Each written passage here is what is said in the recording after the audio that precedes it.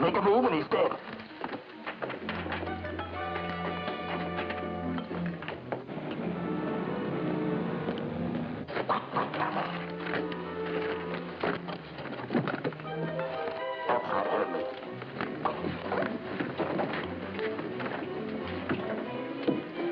Mr. Parrish.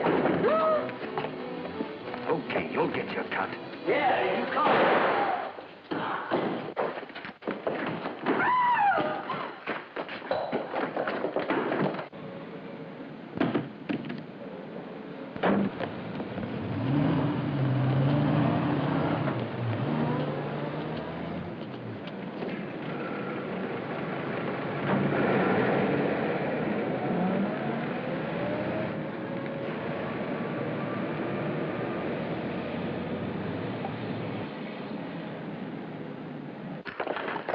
A doctor. Are you a doctor? Only of law and philosophy, madam. This man needs help. From a doctor of divinity, I'm afraid. Oh, stand back, please. Stand back, please. Stand back. I'm sorry, sir. You'll have to stand back. Oh, I'm sorry, sir. I didn't expect to find you here. It is rather extraordinary, isn't it? I suggest you call the yard immediately. Okay, Patrick.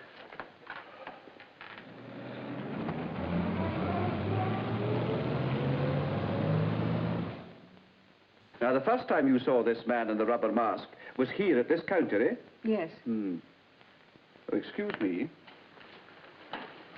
Colonel March, well. Oh, look here, Inspector Ames.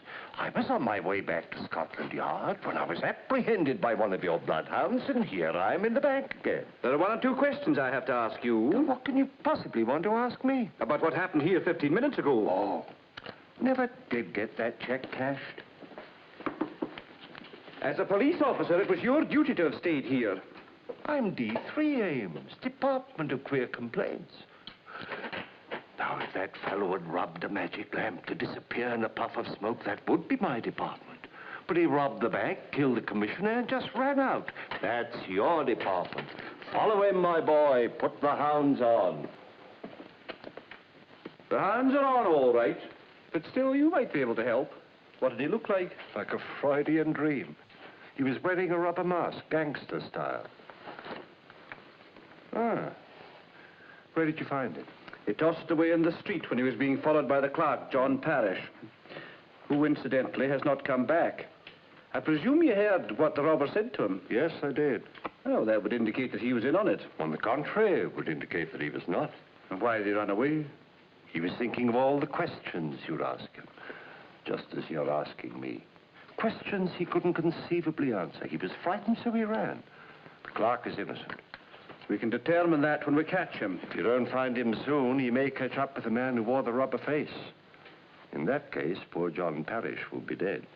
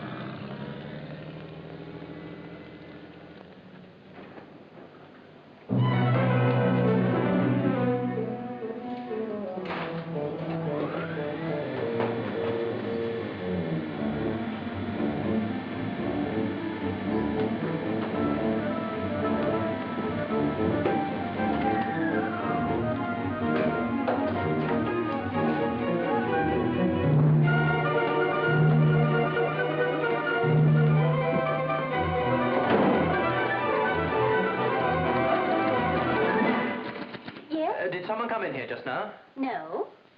But somebody did. I just saw that door close behind him. I don't think I know who you are. Naturally. Who came in just now?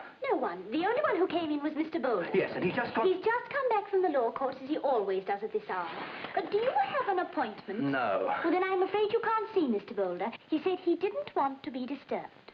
Was he carrying anything? I think I should call the police. Tell me, was he carrying a bag? A briefcase with law books. You're right. Absolutely right. Call the police. Wait. Is there another exit from that room? I think I should call the police or a mental hospital. Can he get out of that room without coming through this door? No, unless he can fly. I know he can't do that. I'll call the police myself. 999, Scotland Yard.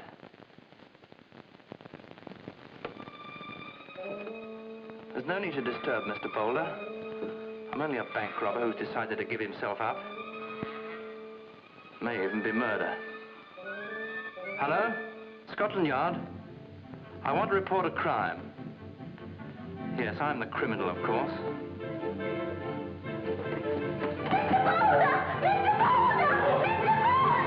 Streaking like that, what is it? And who's he? A bank robber. Really? Well, what's a bank robber doing here, using our telephone? This is a law office, not a bank. I'm giving myself up. Well, I must say I appreciate your public spirit. But couldn't you manage to give yourself up somewhere else, and with a little less noise? Or do you require my services? Yes, I do. Hello? 17 Victoria Street. Victoria 0732. I'll be waiting with my solicitor, Mr. Boulder. If you'll take the case. Miss Dawson, that's probably Scotland Yard checking on this gentleman's call. Tell them the young man is here, but he is not yet my client. And call me when the police arrive. But it's the truth, the plain truth. He's the man. He never left my side for an instant. I saw him throw the mask away. He ran with the suitcase and got off in a car. I followed in a taxi. And you never let him out of your sight? Positively. The taxi driver wasn't that certain, Inspector. I know that, Mr. Boulder. Look, I don't mind being accused of robbing a bank. Perhaps that shows a certain daring. But I do mind this hysterical young man, who is obviously not very bright, passing himself off as my accomplice. I'm not your accomplice. Look, don't you see? Steady, my boy, steady. Look, he said he'd cut me in to throw suspicion on me. He'd have said it to anyone, but I followed him. Wouldn't I be insane to run out of the bank, pick on an office at random where I happen to see a man enter, a man I don't even know, and make this wild accusation? That'd make me crazy. I'm a crazy man. It would, and it does. I suggest a psychiatrist, Inspector. I can prove it. Proof? Well, that's another thing. Go on. Prove it. Look, miss. Didn't he come into this office just before I did? He did. And he never left his office for an instant? You know he didn't. He took a briefcase full of money into that office. The money has to be there. Search it. Look, he had a briefcase inside this suitcase for the money. He threw this out of the car just as it started. Why did you not call a policeman? I didn't want to lose sight of him. He'd already shot someone. The money has to be there. Why don't you search it? I have no warrant, Mr. Boulder. You need none, Inspector. Search.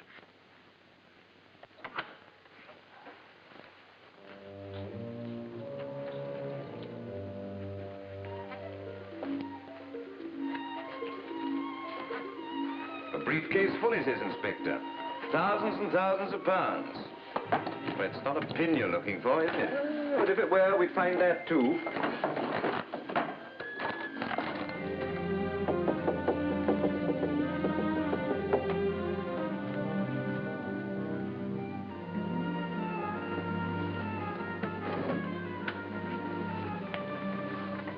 Come in, please.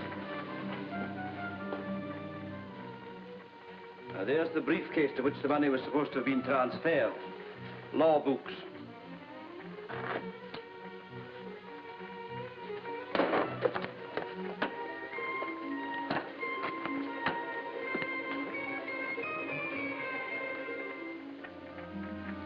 The money has to be here. But it's not.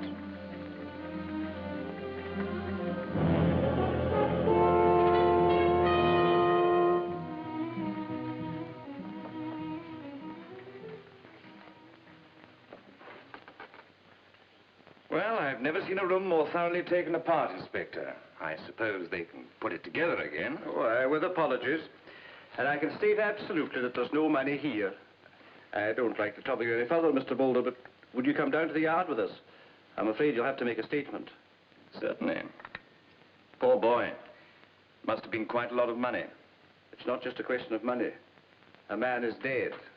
It's a question of hanging.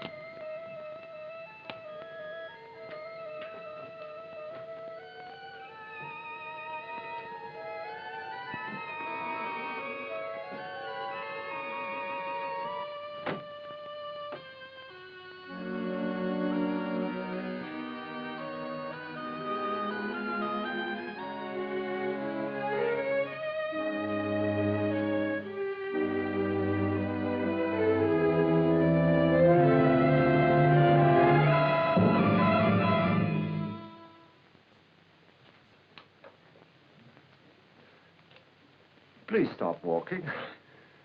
I have a nervous disposition and I loathe the sight of blood. What do you want? What do you want? I don't get it. Well, now, surely you didn't come here at this hour of night in search of a lawyer. Well, didn't you? Oh, I see you have that usual American habit of answering a question by asking another. Turn round.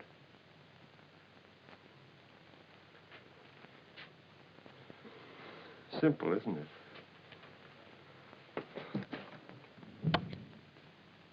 Well, if it isn't Johnny Dunn, the eminent safecracker. Sit down. Isn't this sort of job a little out of your line? Tell me, how did you know me? Are you in the racket? Well, both of us are obviously looking for something. I suggest we pool our talents. Oh, so you want to go partners, huh? That's the general idea. Partners in solving the puzzle of the vanishing banknotes. Well, what can you tell me? I may know where the stuff is already. Oh, I doubt it. When you came in here, you stopped and looked as puzzled and vague as a woman in a hat shop. Now, if you'd known where it was, you'd have gone straight to it. Okay, wise guy. But if I don't know where the stuff is, how come you want to cut me in? The papers reported only a bank robbery and the arrest of Parrish in this office. Yeah. What made you think there was something here? No dice. You're the one-eyed owl. You talk first. Don't you trust me? No. Oh, but you should. I give you my word as an officer and gentleman. An officer? In what? Scotland Yard. Colonel March, Johnny, Department of Queer Complaints. Now, before any of my more tough-minded colleagues get here, I'd advise you to talk, and talk quickly. Oh, I had nothing to do with that job. Boulder just wanted to borrow my tools. Tools? Yeah. What kind of tools? Safe-cracking tools? Yeah, that's it. It was a couple of months ago now. Well, he paid me for them. I didn't know what he wanted to use them for, but, you know, when I saw it in the papers, I kind of figured that maybe he was going to construct a hiding place here. Yeah, that's it. But that's all I can tell you. He must have put a safe in here. But I had nothing to do with that bank heist. I wasn't even near the place. I think I believe that. That's right, sign there. And now, Mr. Boulder, if there's ever anything we can do in return for your good-natured cooperation, Apart from abetting or concealing a crime, of course. That's all right. Well, I really must be getting back to my office now. Miss Dawson. Thank you.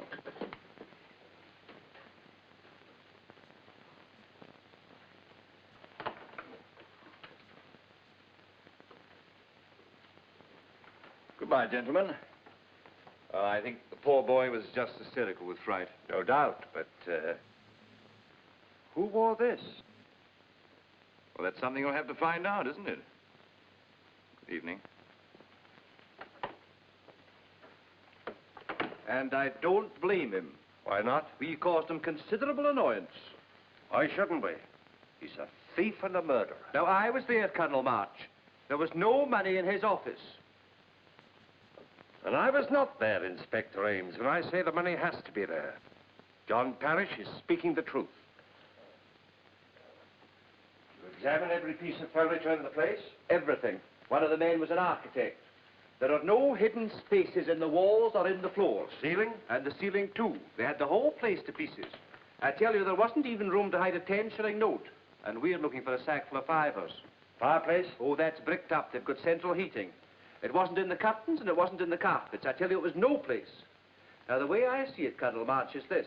Either the bank clerk's story is impossible, or the money is in that office. The money is not in that office, therefore the story is impossible. That makes it all the more interesting. How about Boulder? Oh, he's had one or two shady clients. He's not exactly a pillar of the profession, but he's no sinkhole either. Where are you going? Lay a call on the man who wore this. And who was that? Man who owns a most unusual piece of furniture, which makes this a case for the Department of Queer Complaints.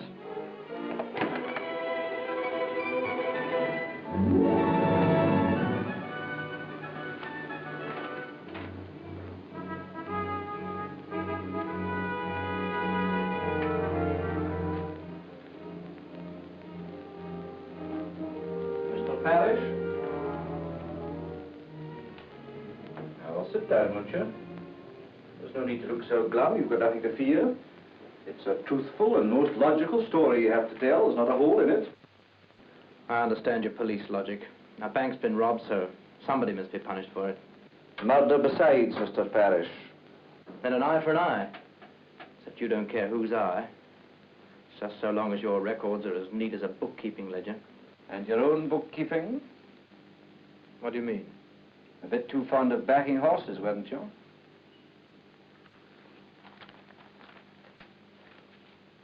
You were in pretty steep. All right. So I owed money. And who doesn't these days?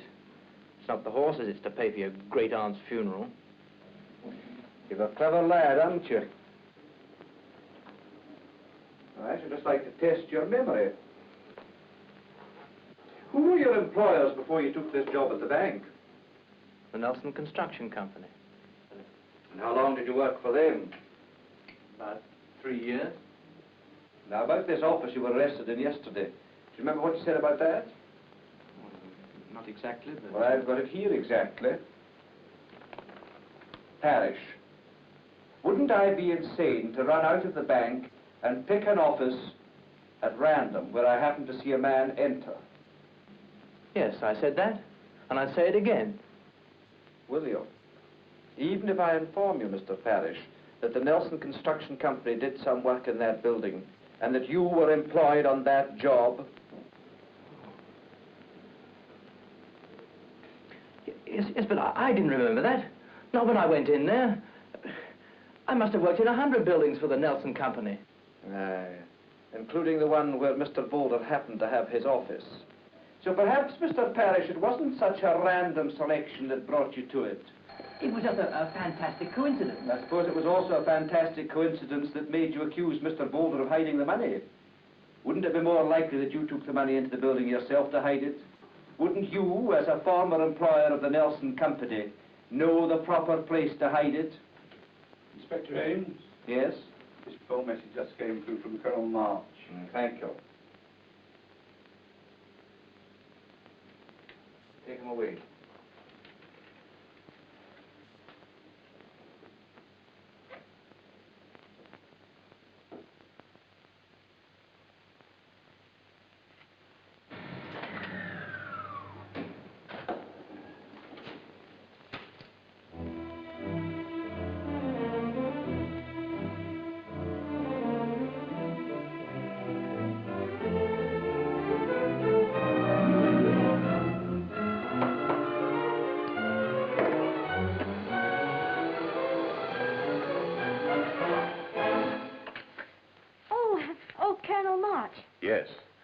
Mr. Boulder in?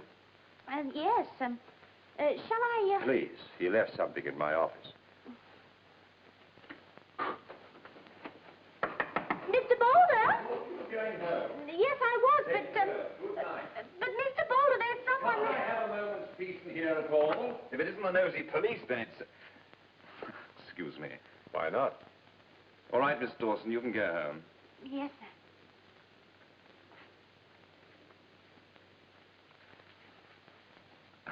Did you want to see me, Colonel March? If you can spare me a moment. Yes, of course. Come in. Thank you. It's still a bit messy in here. Everything's in place, but it's all in the wrong place.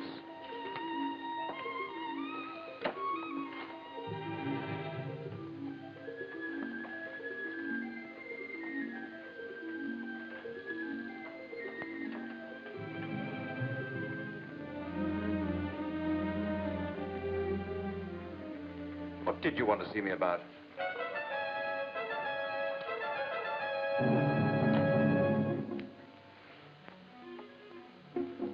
I now propose to find the money.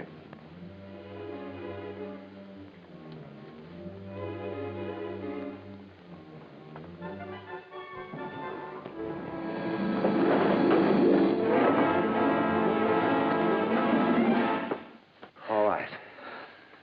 To continue. When a man fakes an explanation, he naturally offers what is most credible. But the story John Parrish told was obviously impossible. Therefore, I believe that he was telling the truth, and therefore, again, forgive me, that you were lying. Colonel March! Don't interrupt, Ames. I'm not forcing a confession. I had to defend myself. Hold them out there.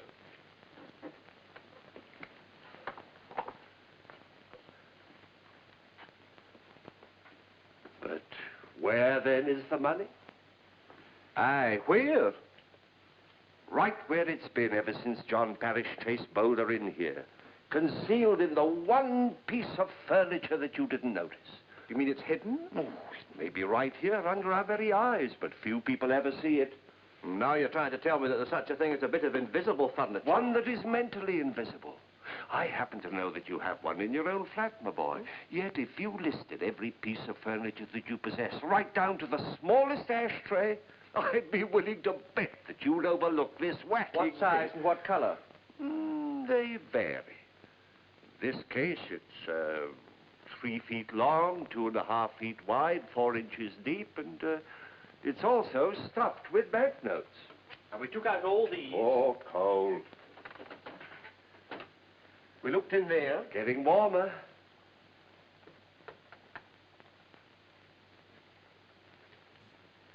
Boiling hot.